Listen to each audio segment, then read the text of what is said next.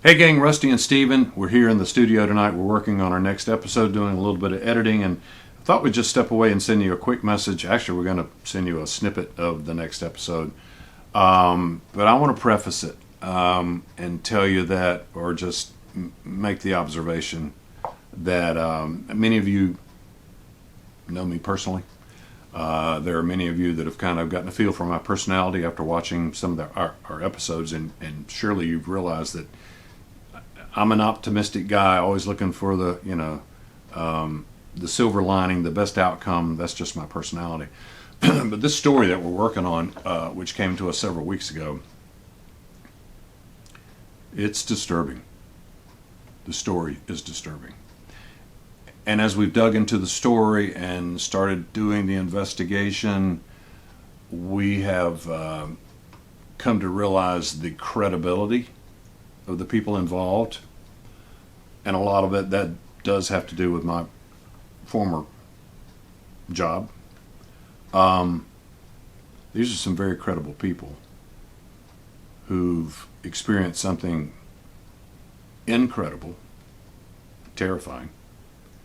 And because of their credibility, it makes the story even more terrifying. So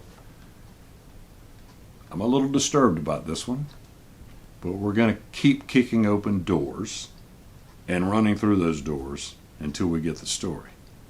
So with that, here comes a piece of the next episode.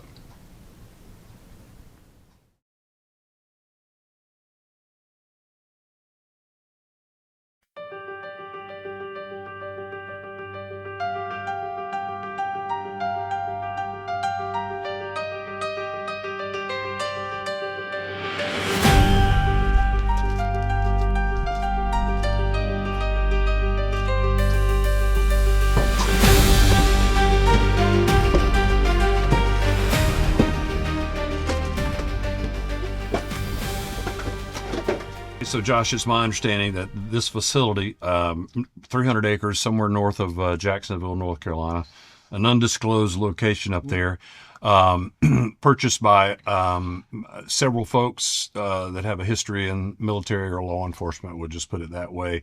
And they're developing this property for, and to make it available to law enforcement teams, SWAT teams, military teams, any team that wants to come in and maybe do some jumping and some shooting and refine their, maybe going through a shooting house, refine those skills. That's what this facility's for.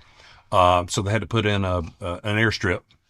And it's my understanding you were as the lead pilot for Paraclete, you were the first plane to land up there.